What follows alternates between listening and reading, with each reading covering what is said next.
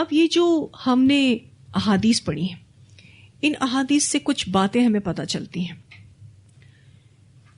پہلی بات، نبی اکرم صلی اللہ علیہ وسلم اس واقعے کو بہتان سمجھتے تھے، اس میں کوئی شک نہیں تھا، کیونکہ وہ حضرت عائشہ رضی اللہ تعالی عنہا کو جانتے تھے، اور آپ صلی اللہ علیہ وسلم حضرت صفوان بن معطل رضی اللہ تعالی عنہ کو بھی جانتے تھے.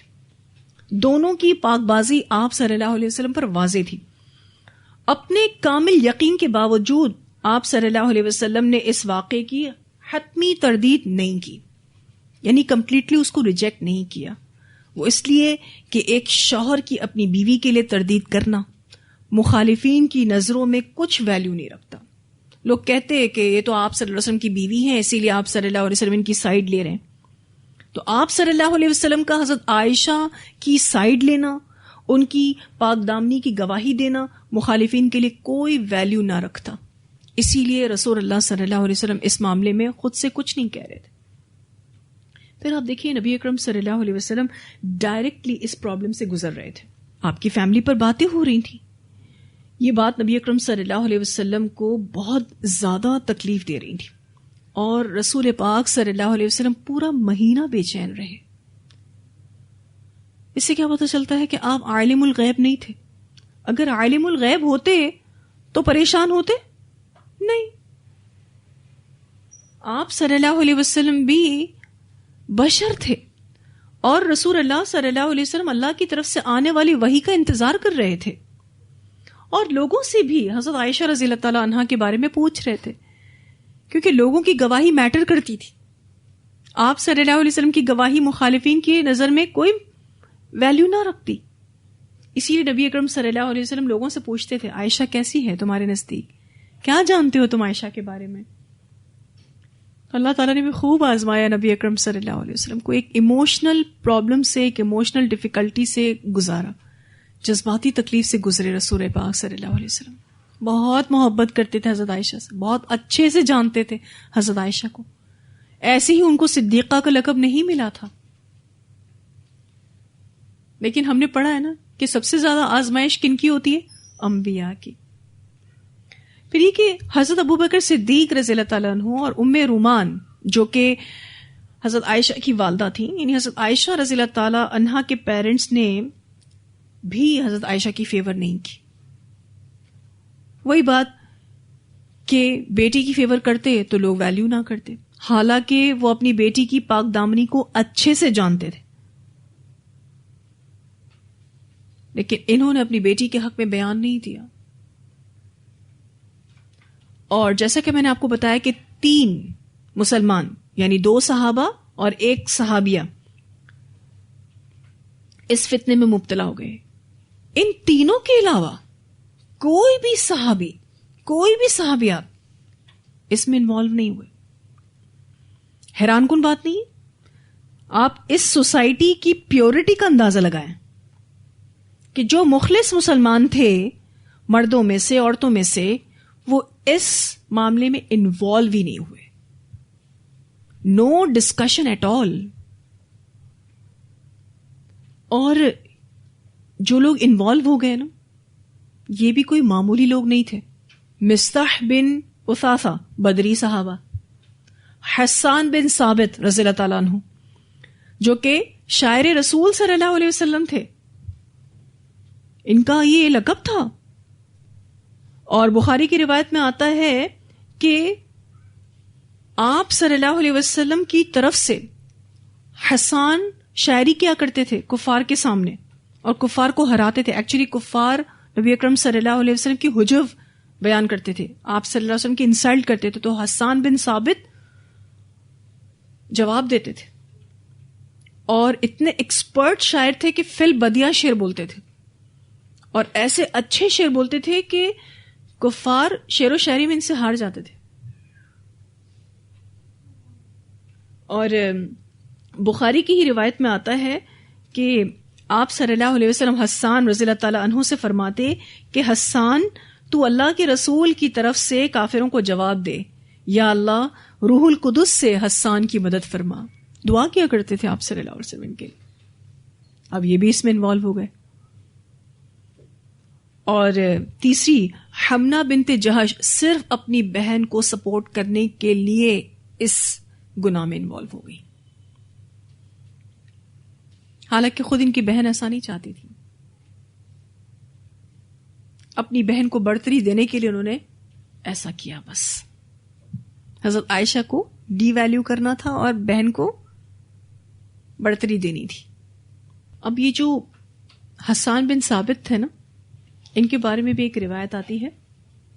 مسروق رحمہ اللہ بیان کرتے ہیں کہ میں سیدہ عائشہ رضی اللہ تعالیٰ عنہ کے پاس تھا کہ سیدنا حسان بن ثابت رضی اللہ تعالیٰ عنہ نے آپ رضی اللہ تعالیٰ عنہ سے ملاقات کرنے کی اجازت چاہی. اب یہ ایک تابعی ہیں جو واقعہ سنا رہے ہیں. کہہ رہے میں حضرت عائشہ کے پاس بیٹھا ہوا تھا، اتنے میں کون آئے؟ حسان بن ثابت آئے اور حضرت عائشہ سے ملاقات کرنے کی اجازت چاہی. میں نے عرض کی کہ آپ انہیں بھی اجازت دے دیتی ہیں. مسروق کیا پوچھتے ہیں حضرت عائشہ سے؟ کیا آپ حسان کو اجازت دے دیتی ہیں؟ حالانکہ انہوں نے بھی آپ پر تہمت لگانے والوں کا ساتھ دیا تھا.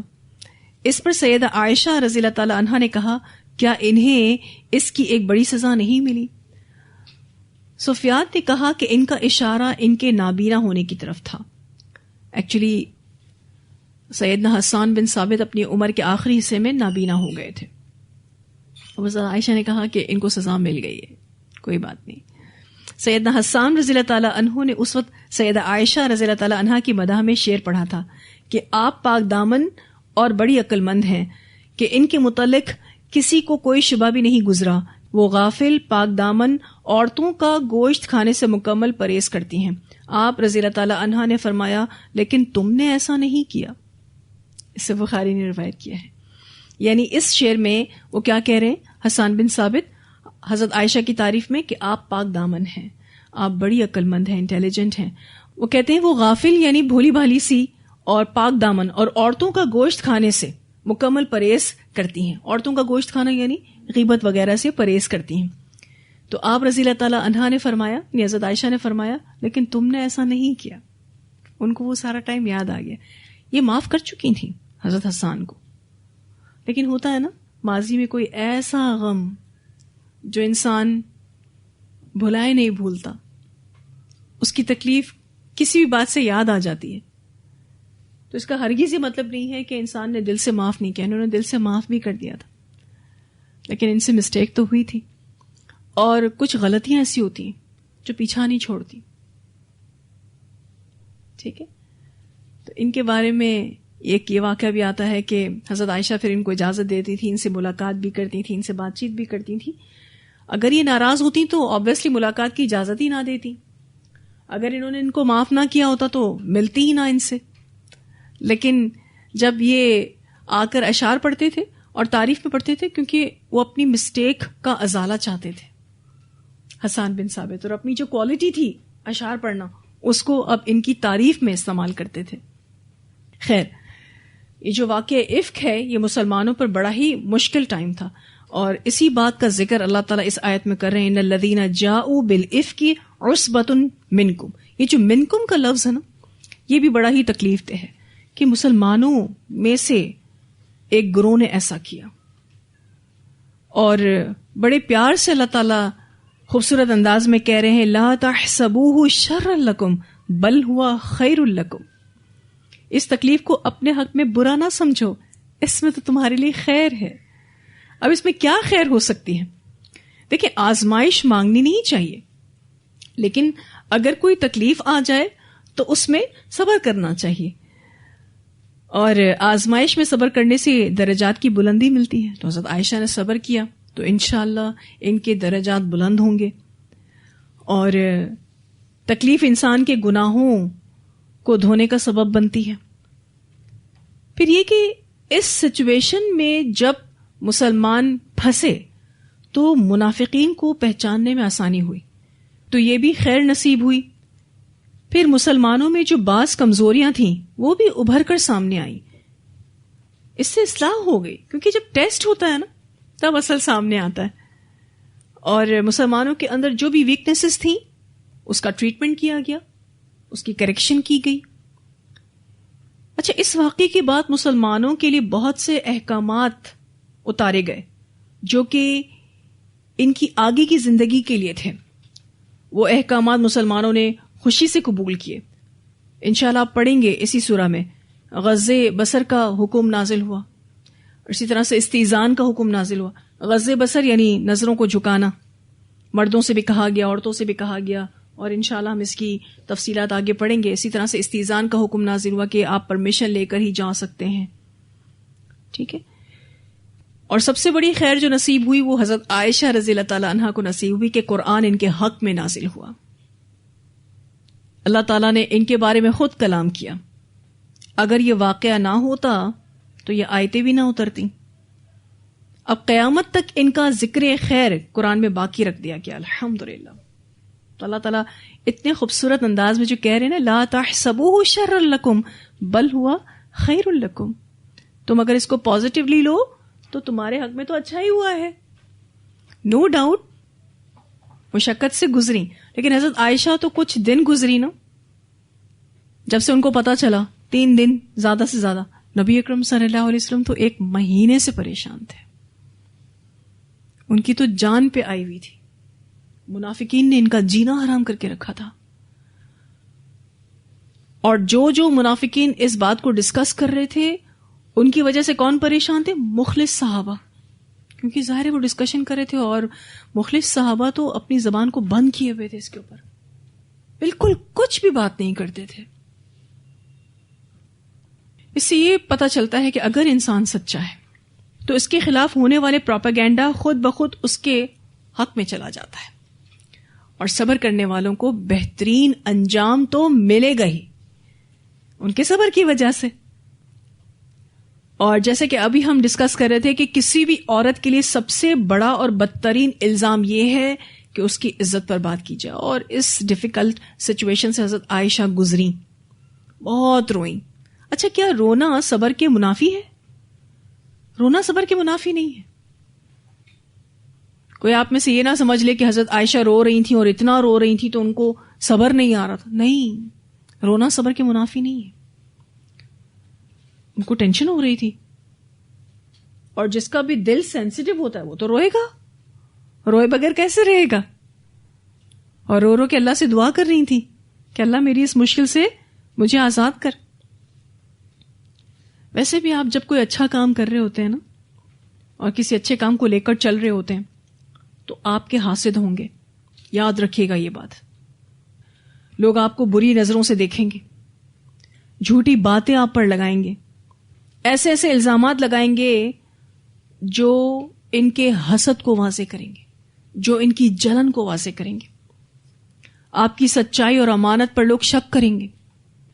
آپ کی پوزیشن کو, آپ کی اہمیت کو دوسروں کی نظروں میں کم کرنے کی کوشش کریں گے, کیونکہ آپ اچھا کام جو لے کر چل رہے ہیں. تو جہاں آپ کے چاہنے والے ہوں گے وہاں آپ کو گرانے والے بھی ہوں گے, بلکہ چاہنے والوں سے زیادہ گرانے والے ہوں گے. نبی اکرم صلی اللہ علیہ وسلم کو دیکھ لیجئے, منافقین نے ڈائریکٹ آپ صلی اللہ علیہ وسلم کو یہ پرابلم دی, ڈائریکٹ آپ صلی اللہ علیہ وسلم کی فیملی کو نشانہ بنایا. آپ تھوڑا سوچ سکتے ہیں اس بات کو کہ حضرت عائشہ پر الزام لگا تھا زنا کا. یہ کوئی چھوٹی بات نہیں ہے, کسی اسکینڈل کی بات نہیں ہو رہی, کسی افیئر کی بات نہیں ہو رہی, یہ فزیکل ہونے کی بات ہو رہی ہے, وہ بھی کسی غیر مرد کے ساتھ. یہ کیسا ڈپریشن دیا نبی اکرم صلی اللہ علیہ وسلم کو منافقین نے. اور جب آپ کوئی اچھا کام لے کر چلیں گے تو آپ کے ساتھ بھی ایسا ہو سکتا ہے. ایسا گھروں میں ہوتا ہے, خاندانوں میں ہوتا ہے, اداروں میں ہوتا ہے. اگر کوئی اچھا پڑھا رہا ہوتا ہے تو دوسروں سے برداشت نہیں ہوتا, کوئی اچھا کام کر رہا ہوتا ہے تو دوسروں سے برداشت نہیں ہوتا. خواہ خواہ کی پرابلمز کریٹ کرتے ہیں لوگ, خواہ خواہ کی اس کی شکایتیں کرتے ہیں لوگ, تاکہ جو اچھا کام وہ لے کر چل رہا ہے تو اس کی ویلیو دوسروں کی نظروں میں کم ہو. ہوتے ہیں کچھ لوگ اریٹیٹنگ, اداروں میں بھی ہوتے ہیں, خاندانوں میں بھی ہوتے ہیں, ایون گھر میں بھی ہوتے ہیں. میری بات ہو رہی تھی ایک خاتون سے, ایک گھر میں 3 بہویں ہیں, ایک بہو کا جینا حرام کر کے رکھا تھا 2 بہوؤں نے مل کر. کہتی ہیں باجی مجھ پر ایسے ایسے الزامات لگتے ہیں کہ مجھے سمجھ نہیں آتا, میں نے تو یہ کچھ بھی نہیں کیا, میں کیا کروں. میں تو سب کو خوش رکھنے کی کوشش کرتی ہوں, ساری ذمہ داریوں کو اچھے سے پورا کرتی ہوں, پتہ نہیں کیوں لوگ میرے لیے پرابلم کریٹ کرتے ہیں. سوال یہ پیدا ہوتا ہے کہ ایسے حالات میں کرنا کیا چاہیے. اگر آپ اس طرح کی کوئی ڈیفیکلٹ سچویشن کو فیس کر رہے ہیں تو آپ کیا کریں گے؟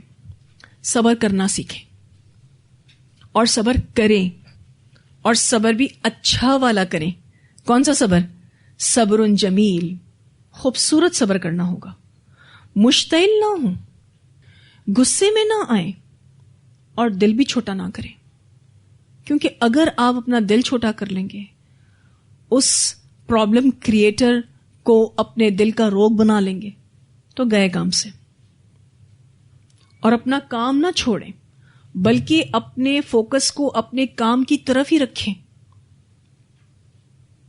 جو بھی منفی باتیں ہیں ان کو نہ سوچیں, کیونکہ منفی باتوں کو سوچنے سے آپ کا دھیان اصل کام سے ہٹ جائے گا. پھر یہ کہ اپنے اخلاق کو مینٹین رکھنا ہے, اپنے اخلاق سے نیچے نہیں آئے. اس ساری باتوں کا خیال آپ کو رکھنا ہے. نبی اکرم صلی اللہ علیہ وسلم اپنے دور کے منافقین سے کتنی پرابلم کو فیس کرتے تھے, صبر کے ساتھ.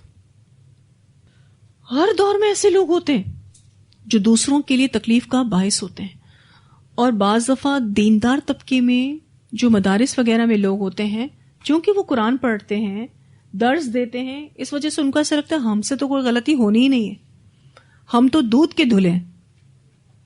اب آپ یہاں اس واقعے میں دیکھ سکتے ہیں کہ 3 مسلمانوں سے بھی مسٹیک ہو رہی تھی نا. تو ہم سب کو غور کرنا چاہیے کہ ہم کسی کی اذیت کا سبب تو نہیں ہیں. ہم لوگوں کو اپریشیٹ کرنے والے ہیں یا ان کے حوصلے توڑنے والے ہیں؟ کوئی اچھا کام لے کر چل رہا ہو تو ہم ان کی شکایتیں کرتے ہیں یا ان کی تعریف کرتے ہیں؟ تعریف کرنے والے, اپریشیٹ کرنے والے آپ کو اکا دکا ہی کوئی ملیں گے. بعض دفعہ تو اگر کوئی اچھا کام لے کر چل رہا ہوتا ہے تو اس کی غلطی اس کو نہیں بتاتے, کسی تھرڈ پرسن کو بتاتے ہیں. صحیح معنوں میں اصلاح کرنے والا کون ہوتا ہے؟ خاموشی سے اپنے دوست کو, اپنے بھائی کو اس کی غلطی بتا دے تاکہ کسی اور کو پتا نہ چلے. لیکن جو لوگ اصلاح برائے فساد چاہتے ہیں نا, وہ تھرڈ پرسن کو بتاتے ہیں کہ دیکھیں اس میں یہ غلطی ہے, آپ اس کو دیکھ لیں ذرا. اگر آپ مخلص ہیں اور محبت کے ساتھ اپنے بھائی یا بہن کو کوئی غلطی بتائیں گے تو کیا وہ نہیں لے گا اس کو؟ لیکن کہیں دل میں چور آپ کے ہی ہوتا ہے. ایسا فیملیز میں بھی بہت ہوتا ہے. ایک گھر میں 2-3 بہویں ہوں اور اسی طرح سے بھابیاں ہوں تو بڑے مسئلے ہوتے ہیں. ایون بہنوں بہنوں میں مسئلے ہیں, بھائیوں بھائیوں میں مسئلے ہیں. نندے اپنے بھائی کے سامنے اپنی حیثیت کو بڑھتری دینے کے لیے اسی کی بیوی یعنی اس کی بھابھی کو لیٹ ڈاؤن کرتی ہیں, اس کی بات اپنے بھائی سے جا کر کرتی ہیں. ایسا تو ہوتا ہے, ہوتے ہیں کچھ لوگ جو تکلیف کا باعث ہوتے ہیں. ہمیں خود کو ایسا ہونے سے بچانے کی کوشش کرنی اور دعا بھی کرنی ہے. ہمیں دیکھنا ہے کہ ہم اپنا کردار پازیٹیولی ادا کر بھی رہے ہیں یا نہیں. بعض دفعہ کسی کی برتری قبول نہیں ہو رہی ہوتی, کسی کی فضیلت قبول نہیں ہو رہی ہوتی. اور یہ جو حضرت عائشہ پر منافقین نے الزام لگایا, ریزن کیا تھا؟ حضرت عائشہ کی فضیلت برداشت نہیں ہو رہی تھی. اور کیا ریزن تھا؟ اور کوئی ریزن نہیں تھا. شیطان کیا چاہتا ہے آپ کو پتا ہے؟ شیطان یہ چاہتا ہے کہ آپس میں لڑائی جھگڑا ہو اور کام ختم ہو جائے. اور یہ بات یاد رکھیے گا کہ کوئی بھی اچھا کام یکسوئی مانگتا ہے, اور شیطان اسی طرح کی باتوں سے آپ کا فوکس خراب کرتا ہے. بالفرض آپ مدرسے میں ایک ساتھ کام کر رہے ہیں یا آپ پڑھ رہے ہیں ایک ساتھ, آپ کا جو بھی کلاس فیلو ہے یا آپ کا جو بھی کولیگ ہے وہ کوئی ایسی بات کر دیتا ہے جس سے آپ کو تکلیف ہوتی ہے, یا تو آپ اس بات کو جھٹک دیں یا اس کو دل کا روگ بنا لیں. دیکھیں پھر کام ہوتا ہے یا نہیں. آپ اپنے اس پڑھنے پڑھانے کے کام پر فوکس کر سکتے ہیں یا نہیں. شیطان کو یہی تو چاہیے تھا کہ وہ آپ کو باتوں میں الجھائے, اور منفی باتیں جو آپ کے دماغ میں آئی ہیں, سارے کسی نہ کسی نے تو کی ہیں, آپ اس کو سوچتے رہیں. ہو گیا کام. تو خود کو روک کر فوکس کروانا ہے اپنے کام پر. انتہائی مشکل کام ہے, لیکن جو یہ کر جاتا ہے نا کامیاب وہی ہوتا ہے. اور جو فوکس نہیں ہوتا وہ کبھی اچھا کام نہیں کر سکتا, کیونکہ ہر روز ایک نئی شرارت کریٹ ہوگی, ہر روز ایک نیا فتنہ کریٹ ہوگا, ہر روز ایک نئی بات نکلتی رہے گی.